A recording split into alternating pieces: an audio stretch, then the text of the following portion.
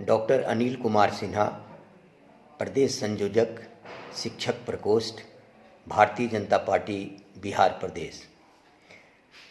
आज सबसे पहले मैं आप सबों का अभिनंदन करता हूं।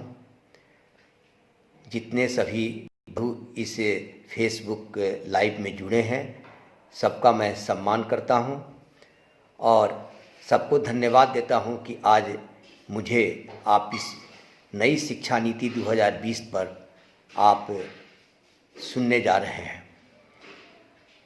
मैं कुछ कहने के पूर्व सबसे पहले इंडियन एजुकेशन फाउंडेशन का आभार व्यक्त करता हूं, धन्यवाद देता हूं, जिन्होंने मुझे नई शिक्षा नीति पर बोलने का अवसर प्रदान किया है।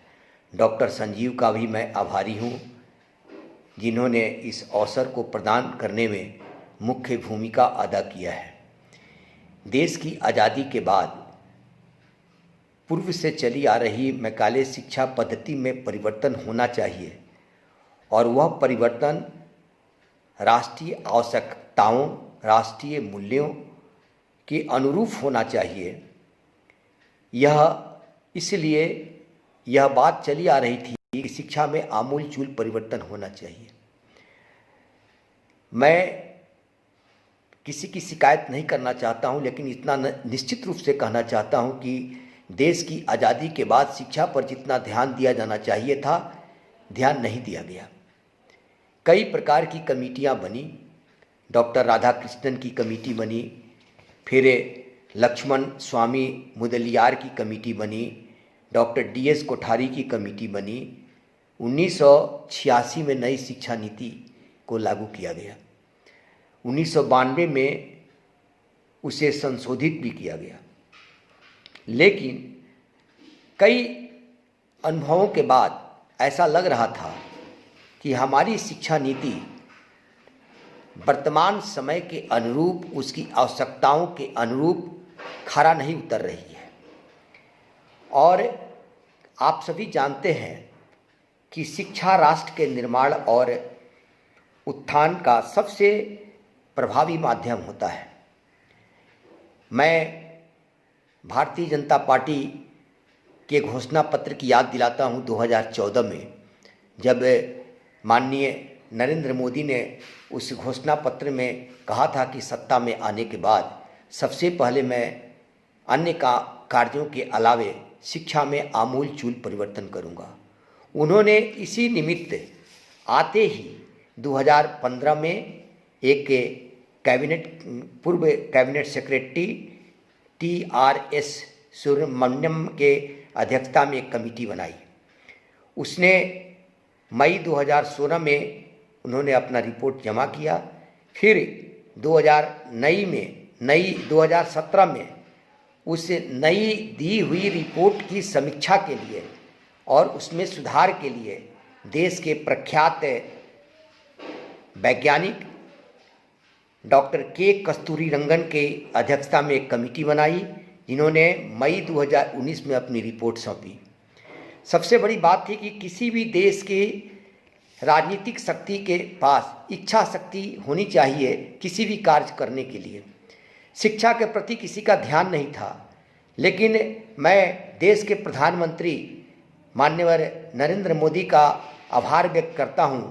साथ ही शिक्षा मंत्री माननीय रमेश पोखरियाल निशंक जी का आभार व्यक्त करता हूं कि जिन्होंने राजनीतिक इच्छा शक्ति प्रदर्शित कर और 2020 में नई शिक्षा नीति को लागू करने का काम किया है। आप सभी जानते हैं कि इस नई शिक्षा नीति को बनाने के पहले 2 लाख से अधिक सुझावों पर विचार किया गया, गहन अध्ययन किया गया, चिंतन किया गया। यह जो रिपोर्ट थी, यह 484 पन्नों की रिपोर्ट थी, जिसमें से उसका जिस्ट निकालकर और प्रयास किया गया कि नई शिक्षा नीति को एक नया रूप दिया जाए। ये जो इस नई शिक्षा नीति को बनाने का काम करने के पहले यह तय किया गया कि यूनेस्को के जो सतत विकास का लक्ष्य है, उसको केंद्र में क्यों नहीं रखा जाए, और उसी को केंद्र में रख करके इसे बनाया गया है। आप सभी जानते हैं कि 21वीं सदी ज्ञान की सदी है।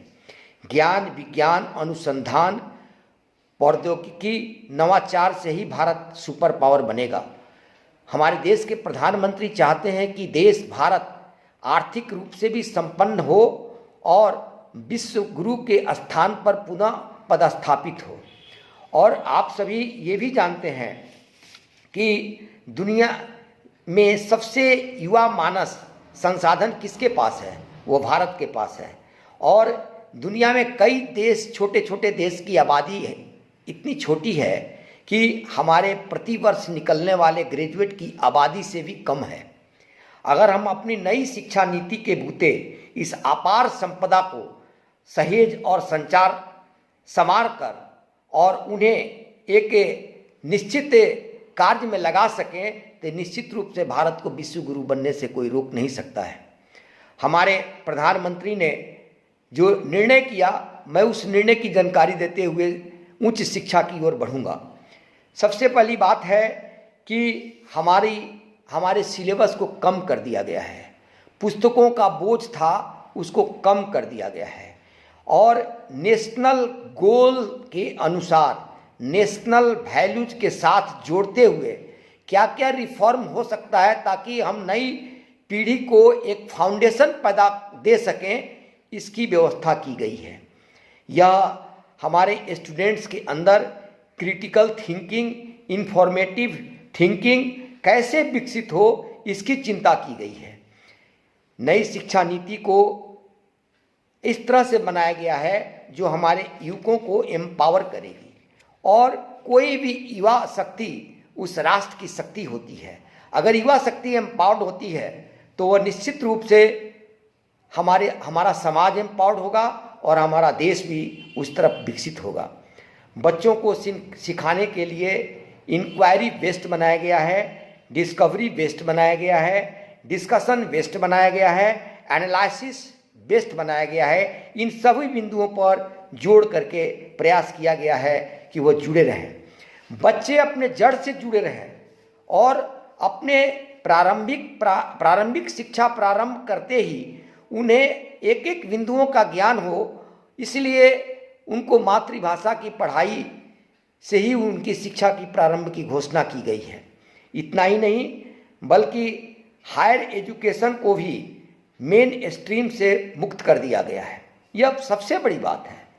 और आपको नर्सरी से लेकर के और कॉलेज तक की पढ़ाई को वैज्ञानिक दृष्टिकोण से पढ़ाने की व्यवस्था की गई है, जो सबसे बड़ी बात है।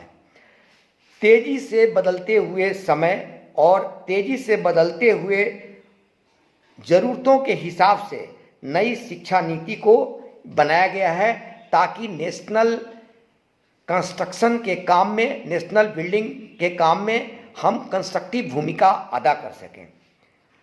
महात्मा गांधी ने कहा था कि शिक्षा, सच्ची शिक्षा वही है जो बालकों के आध्यात्मिक, बौद्धिक और शारीरिक विकास हेतु प्रेरित करता है। मुझे याद है कि मैं कुछ वर्ष पहले गया था, बेतिया के पास एक स्थान है और उस स्थान पर गया था जहां महात्मा गांधी ने 1917 में एक विद्यालय की स्थापना की थी, बुनियादी विद्यालय। उस बुनियादी विद्यालय की सबसे बड़ी खूबी थी कि उन्होंने ग्रामोन्मुखी टेक्नोलॉजी पर विशेष रूप से ध्यान दिया था और जिन्हें आगे नहीं पढ़ना है, जिन्हें ऊंची शिक्षा ग्रहण नहीं करनी है, ऐसे लोगों को उन्होंने बुनियादी शिक्षा से जोड़ने का काम किया।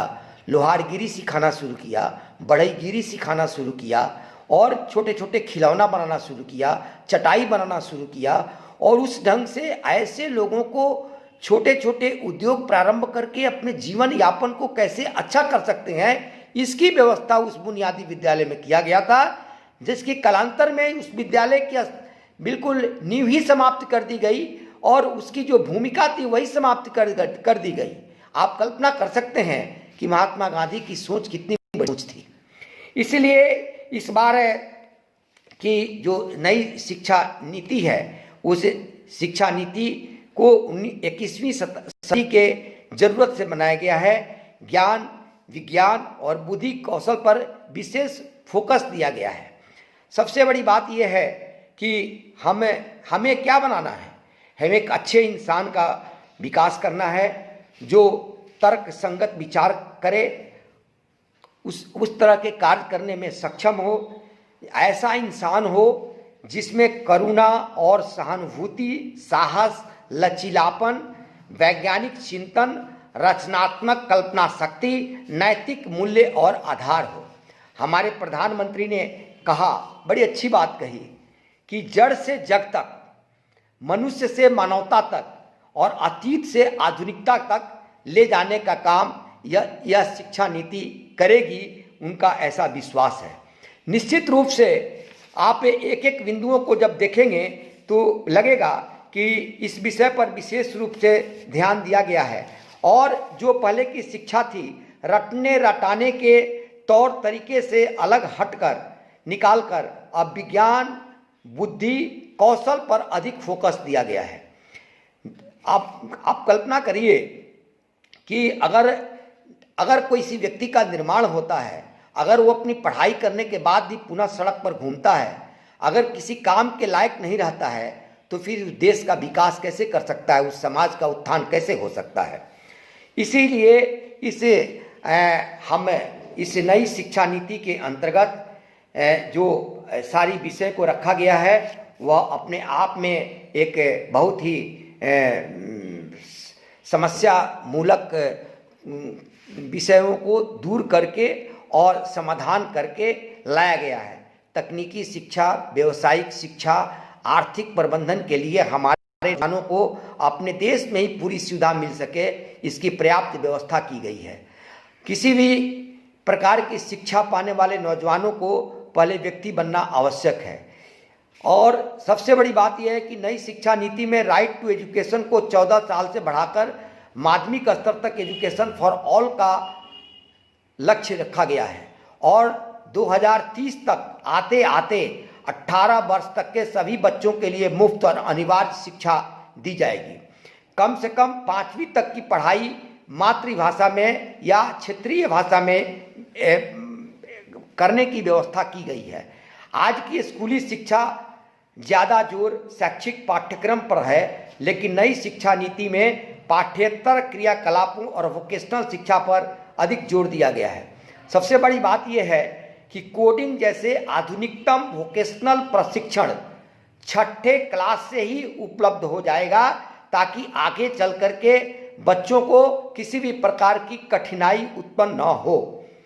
इतना ही नहीं बल्कि वोकेशनल एजुकेशन के आधुनिकतम कोर्सेज के साथ साथ स्थानीय भारतीय जो लोक विद्या कॉलेज हुए हैं उसमें भी ये वोकेशनल कोर्स को उपलब्ध कराने की व्यवस्था की गई है, ताकि जो बच्चे नीचे से निकल कर के ऊपर जाएं, उनको कॉलेजों में जाने के बाद, महाविद्यालयों में जाने के बाद उन्हें किसी भी प्रकार की कठिनाई उत्पन्न न हो।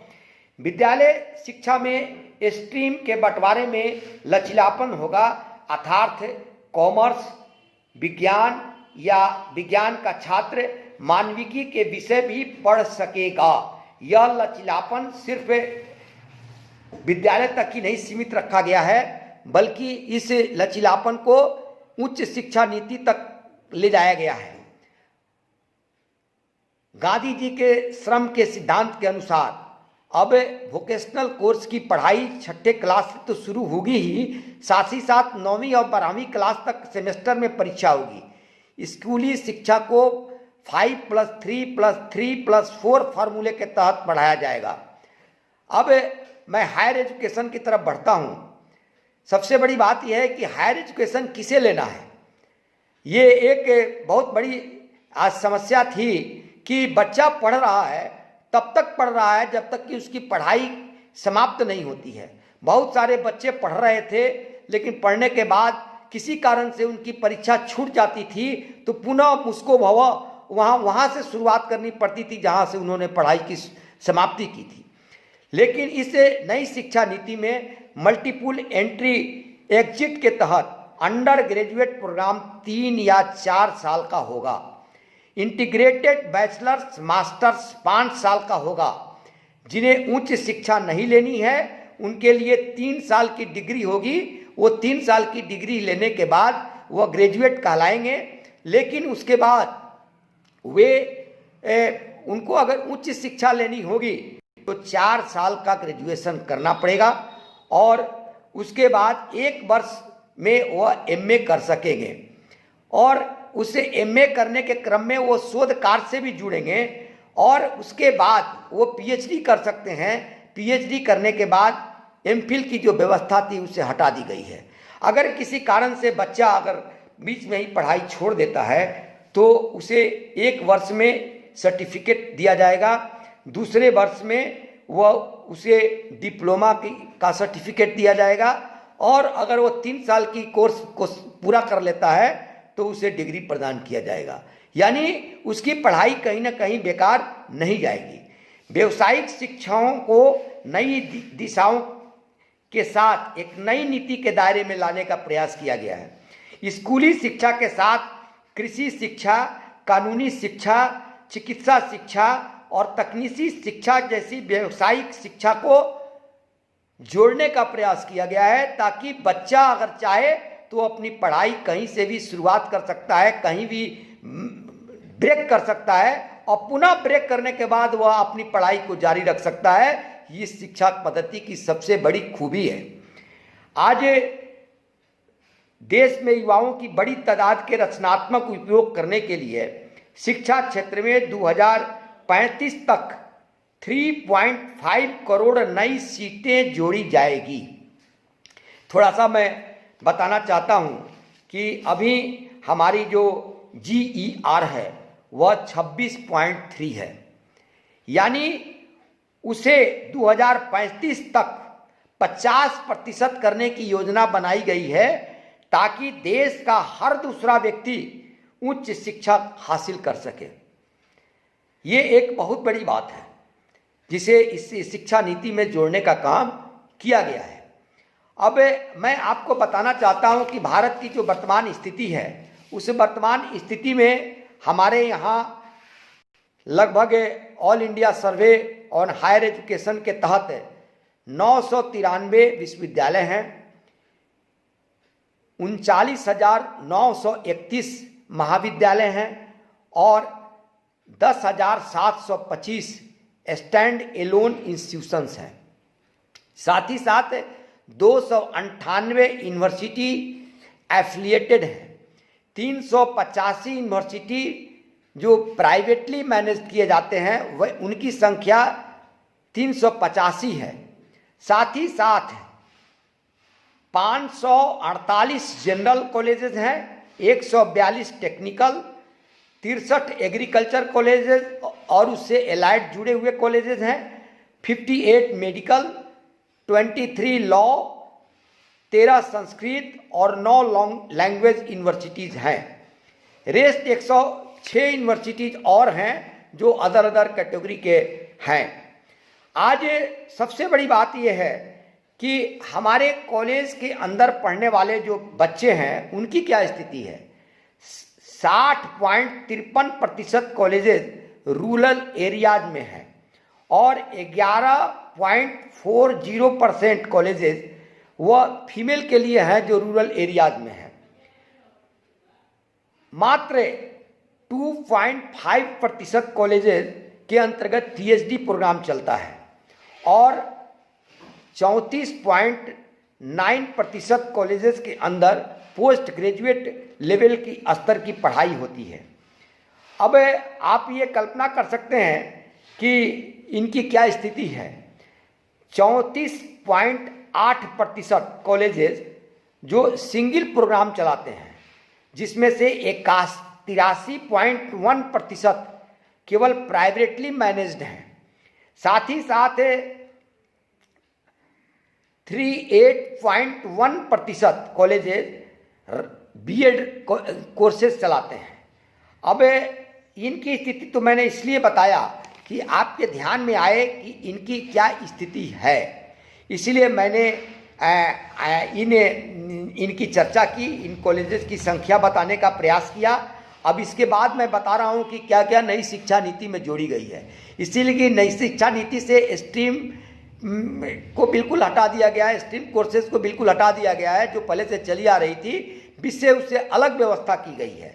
इसके अतिरिक्त ये सारी व्यवस्था जो बन रही है उसमें एक मुख्य बात है कि academic bank of credit bank की स्थापना एक अहम बिंदु है, जिसके द्वारा किसी एक प्रोग्राम या संस्थान में अगर कोई व्यक्ति पढ़ता है और वह क्रेडिट अंक प्राप्त करता है और बीच में वो पढ़ाई छोड़ देता है या कहीं दूसरी जगह स्थानांतरित हो जाता है, तो उसको कहीं भी स्थानांतरित होने में, उसकी पढ़ाई में कहीं भी कोई दिक्कत नहीं आएगी, बल्कि जो कोड उसने प्राप्त किया है वह पुनः उसके पढ़ाई में वह जुड़ जाएगी। जितना क्रेडिट अंक प्राप्त किया है उसके पढ़ाई में जुड़ जाएगी और उसकी पढ़ाई आगे जारी रहेगी। अब जो पढ़ाई होने वाली है उसमें कला, संगीत, शिल्प, खेल, योग, सामुदायिक सेवा जैसे सभी विषयों को पाठ्यक्रम में शामिल किया जाएगा। इन्हें सहायक पाठ्यक्रम या अतिरिक्त पाठ्यक्रम नहीं किया कहा जाएगा। ये एक बहुत बड़ी बात है। इसलिए बहुविषयक कॉलेजेस खोलने की बात है और बहुविषयक इंस्टीट्यूशंस खोलने की बात है, जिसमें सिर्फ एक स्ट्रीम की पढ़ाई नहीं होगी बल्कि अनेकों विषयों की पढ़ाई होगी।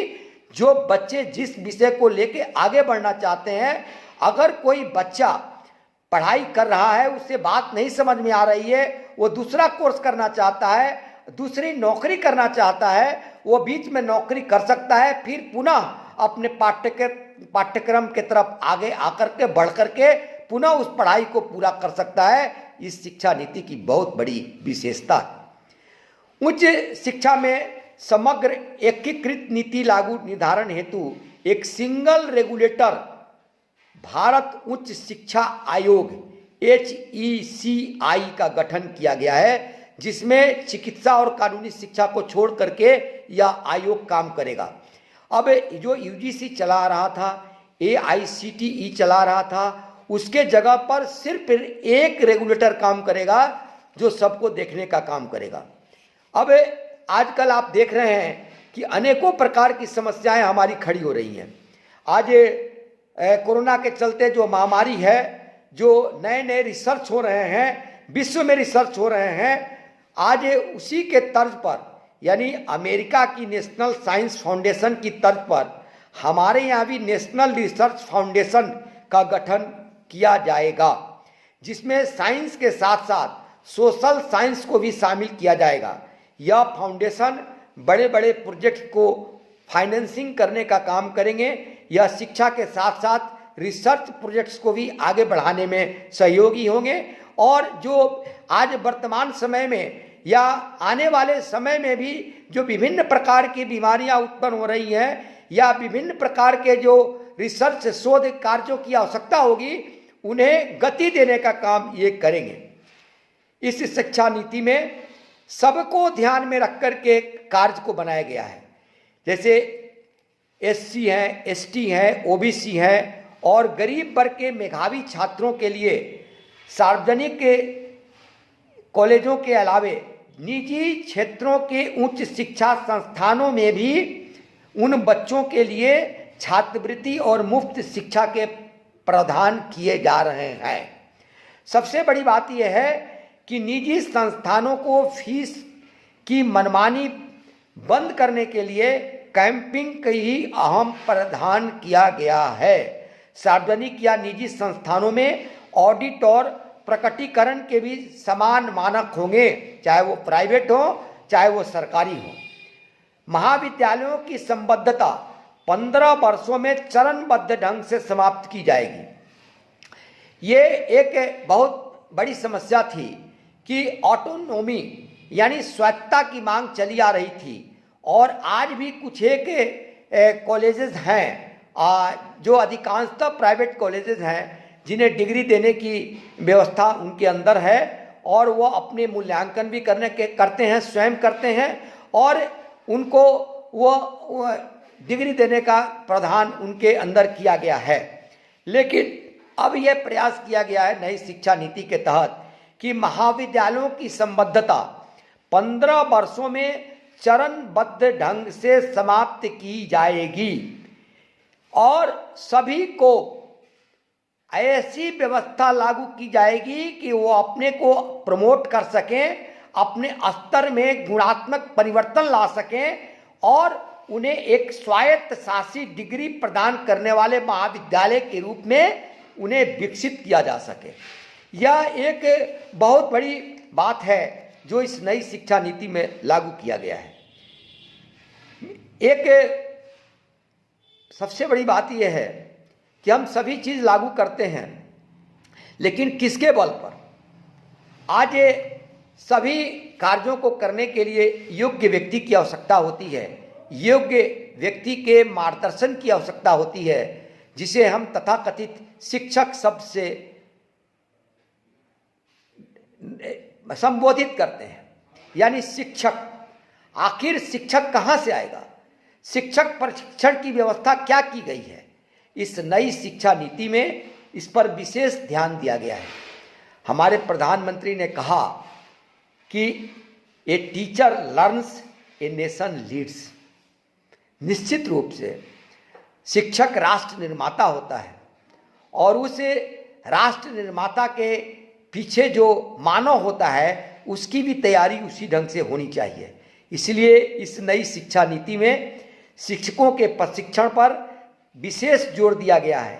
एक अच्छा शिक्षक ही एक बेहतर छात्र तैयार करता है। इसलिए व्यापक सुधार के लिए शिक्षक प्रशिक्षण और सभी कार्यक्रमों को विश्वविद्यालयों या कॉलेजों के स्तर पर शामिल करने की सिफारिश की गई है।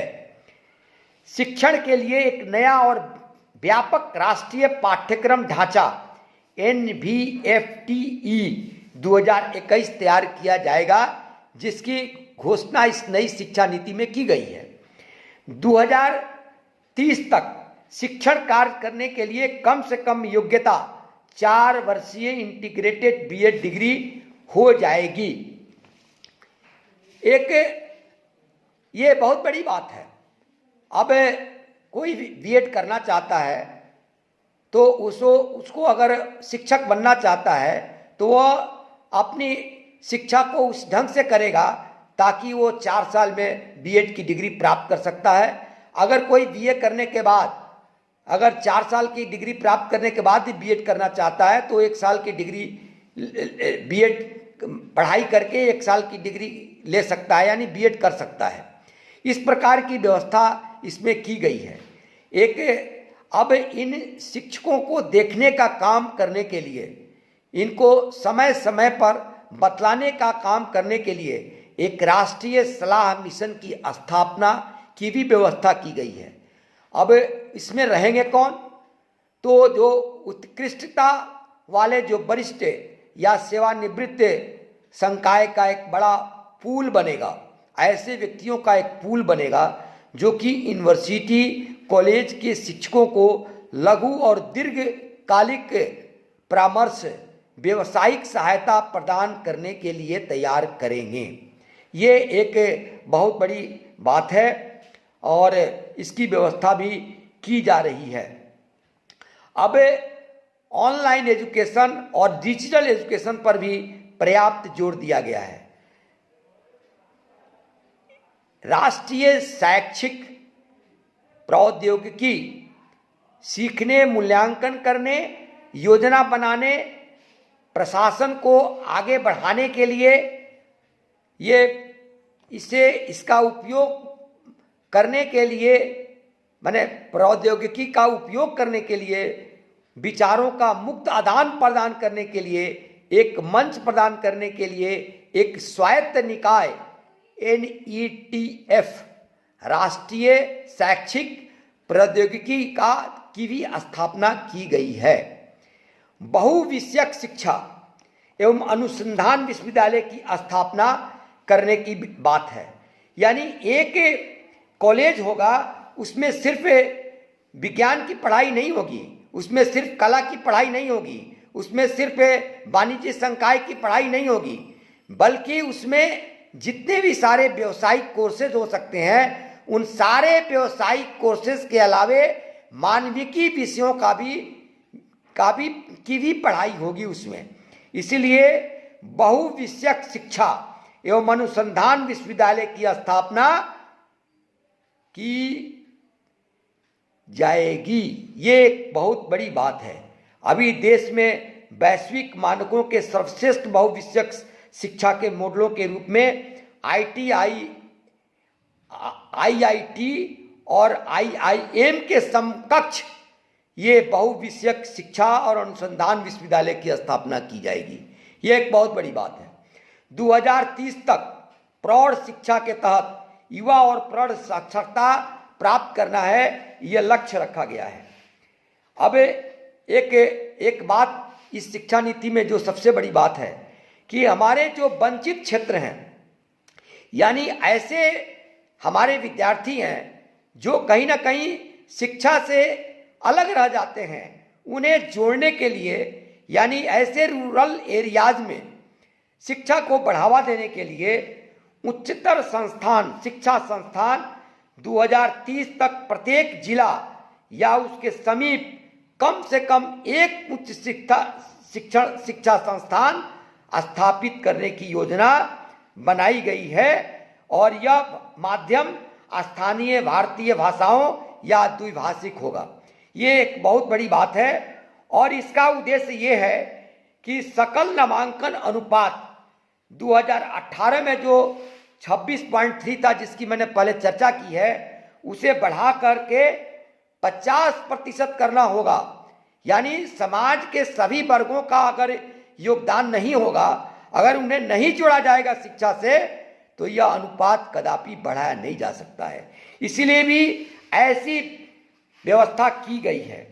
एक ही स्ट्रीम वाले संस्थानों में समय के साथ साथ जीवंत बहुविषयक संस्थानों या बहुविषयक उच्चतर शिक्षा संस्थान क्लस्टर के अंग के रूप में चरणबद्ध तरीके से परिवर्तित किया जाएगा।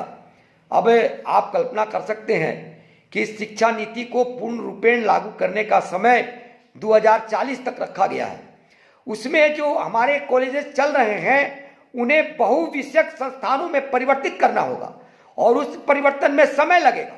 इसलिए ये योजना बनाई गई है कि चरणबद्ध ढंग से उनको परिवर्तित करने का काम किया जाएगा। समग्र और बहुविषयक शिक्षा की ओर एक छोटी सी चर्चा मैं कर रहा हूं कि जैसे हमारे यहाँ नालंदा थे, तक्षशिला थे और ऐसे जो विश्वविद्यालय थे उसमें कुछ 24 कलाओं की पढ़ाई होती थी। यानी उनके अंतर्गत न सिर्फ जो विषय पढ़ाए जाते हैं वो पारंपरिक विषय, उसके अलावे भी गायन, चित्रकला, बल्कि वैज्ञानिक क्षेत्रों में अन्य विषय भी जो पढ़ाए जाने वाले हैं उसकी भी व्यवस्था थी। इसीलिए पूरे विश्व में हमारे ये संस्थान बड़े ही गर्व से आज भी याद किए जाते हैं। पूरे विश्व के विद्यार्थी उसमें अपनी अध्ययन करने के लिए वहाँ आते थे। इसीलिए 21वीं शताब्दी में ये जरूरी हो गया है कि बहुविषयक संस्थानों को विकसित किया जाए और इस ढंग से विकसित किया जाए ताकि जो हमारे तक्षशिला और नालंदा विश्वविद्यालय रहे हैं उनकी ख्याति पुनः हम पूरे विश्व में फैला सकें, प्राप्त कर सकें। देश के विभिन्न उच्चतर शिक्षा संस्थानों में भाषा, साहित्य, संगीत, दर्शन, भारत विद्या, कला, नृत्य कला, शिक्षा, गणित, सांख्यिकी, सैद्धांतिक और व्यवहारिक विज्ञान, समाजशास्त्र, अर्थशास्त्र, खेलकूद, अनुवाद और व्याख्या, ये बहुविषयक सारे विषयों को ये एक बहुविषयक उच्चतर शिक्षा संस्थान में लागू किया जाएगा, रखा जाएगा और विद्यार्थियों को उनके चयन की छूट दी जाएगी। सभी व्यावसायिक शिक्षाओं को उच्च शिक्षा प्रणाली का अभिन्न अंग बनाया जाएगा। ये एक बहुत बड़ी बात है। स्वचालित तकनीकी विश्वविद्यालयों, स्वास्थ्य विज्ञान विश्वविद्यालयों, कानूनी और कृषि विश्वविद्यालयों आदि का उद्देश्य बहुविषयक संस्थान बनाना होगा। यानी जो अपने यहाँ जो स्वचालित हैं, यानी सरकार के द्वारा संचालित नहीं होते हैं, ऐसे जो विश्वविद्यालय हैं वो तकनीकी भी हैं, स्वास्थ्य भी हैं और स्वास्थ्य विज्ञान से संबंधित हैं, कानूनी हैं और कृषि विश्वविद्यालय हैं। ऐसे का भी उद्देश्य है कि उनमें भी बहुविषयक संस्थान के रूप में उनका भी परिवर्तन किया जाएगा। सबसे बड़ी बात यह है कि मैं थोड़ी सी चर्चा सभी विषयों की ओर किया हूँ और मुझे लगता है कि दिव्यांगजनों के अनुकूल इमारतें और बुनियादी सुविधाएं लाने की भी व्यवस्था की गई है। और ये एक बहुत बड़ी बात है कि इस शिक्षा नीति में एक एक विषय पर मुझे लगता है कि चर्चा की गई है और इस शिक्षा नीति को लागू तो कर दिया गया है, लेकिन लागू करने के लिए इसे प्रत्यक्ष रूप से क्रियान्वयन के लिए भी व्यवस्था करनी होगी। इसके लिए भी प्रधानमंत्री कृत संकल्प हैं। उन्होंने घोषणा किया है कि इस नई शिक्षा नीति के तहत जितनी भी सारी व्यवस्थाएं लागू की गई हैं वह कुछ एक तो शीघ्र क्रिया रूप में दिखेंगी, लाई जाएगी, लेकिन 2030 से लेकर 2040 तक पूर्ण रूपेण इसे लागू कर दिया जाएगा। ये एक बहुत बड़ी बात है और 2040 तक अगर इस शिक्षा नीति को लागू कर दिया जाता है तो मुझे लगता है कि नई सदी के अपेक्षाओं के अनुरूप हम अपने युवाओं को उसमें लगा सकते हैं और इस राष्ट्र के निर्माण में उनको क्रियाशील कर सकते हैं। इसके लिए वित्त पोषण शिक्षा केंद्र, अब वित्त पोषण का भी सवाल उठता है। आज तक हमारे जीडीपी का खर्च 4.43 यानी 43% था। अब ये देश में जो आमूलचूल परिवर्तन की बात थी कि हम आमूलचूल परिवर्तन करेंगे, आखिर ये सारा परिवर्तन होगा कैसे? इसमें तो अपार धनराशि का खर्च होना है और अगर किसी भी सरकार के पास राजनीतिक इच्छा शक्ति का अभाव हो तो यह पुनः एक कागज का टुकड़ा बनकर रह जाएगा। लेकिन हमारे प्रधानमंत्री के अंदर कूट कूट कर राष्ट्रीय भावना भरी हुई है, राष्ट्रीय जो चरित्र है वो भरा हुआ है और हमारे आने वाले युवकों को ग्लोबलाइजेशन के तहत वहां तक पहुंचाने के बाद और जड़ तक वो जुड़े रहें, इसका प्रयास प्रधानमंत्री के तरफ से है और उन्होंने इच्छा व्यक्त किया है कि मैं इस काम को किसी भी कीमत पर करूंगा। मुझे लगता है कि इसीलिए उन्होंने तय किया है कि केंद्र और राज्य मिलकर जीडीपी का 6% खर्च हम शिक्षा पर करेंगे। ये काम तो बहुत पहले होना चाहिए था। देश की आज़ादी के बाद यानी 34 वर्ष लग गए इस नई शिक्षा नीति को लागू करने में। अब आप कल्पना करिए कि नई शिक्षा नीति लागू करने में माने जिस देश को अगर इतने वर्ष लग जाएं, उस राष्ट्र का विकास कैसे संभव होगा, उस राष्ट्र का विकास कैसे हो सकता है। इसलिए निश्चित रूप से यह एक ऐतिहासिक निर्णय है और मुझे तो लगता है कि देश की आज़ादी के बाद जो महत्वपूर्ण कुछ निर्णय हुए हैं उस निर्णयों में से एक प्रमुख निर्णय शिक्षा में आमूलचूल परिवर्तन करना है और इस देश की युवा शक्ति को राष्ट्र के साथ जोड़ना है ताकि राष्ट्र पुनः आगे बढ़ सके, विश्व के मानक पर उसका सामना कर सके और विश्व में पुनः नेतृत्व कर सके, चाहे वो टेक्नोलॉजी के मामले में हो, चाहे वो अध्यात्म के मामले में हो, हर मामले में हम आगे बढ़ चढ़ करके काम करें।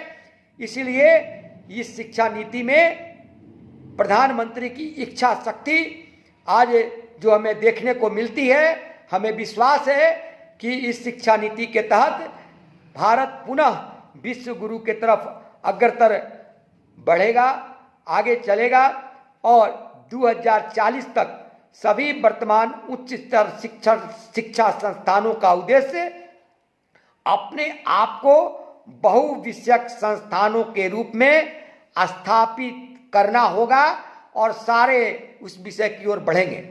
मैं प्रधानमंत्री की बात सुन रहा था, उन्होंने कहा कि इसके लिए एक दृढ़ इच्छा शक्ति पैदा करनी होगी शिक्षकों के अंदर, संस्थानों को चलाने वालों के अंदर, संस्थानों के प्रमुखों के अंदर एक इच्छा शक्ति जागृत करनी होगी और इसे क्रमबद्ध करके कैसे लागू किया जाए इसके लिए आगे बढ़ना होगा, प्रशिक्षण प्राप्त करना होगा और तभी हम जाकर के इस नई शिक्षा नीति को लागू कर सकते हैं।